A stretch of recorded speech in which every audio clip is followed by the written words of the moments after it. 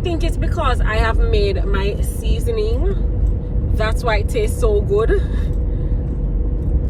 But I'm just realizing this, and I don't know if this is something other people realize, but I never realized this before, that our seasonings are watered down. I don't know what else they're putting in there, because I am using just a little pinch of my dehydrated onion, scallion, garlic with Cuban thyme, which is oregano, and I am realizing how powerful that is.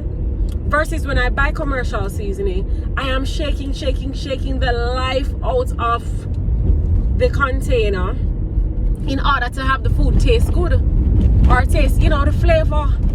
So have you realized, or did you know that they watered down our seasoning? So what are they putting in? Random bush or something? Food for thought. Make your own seasoning.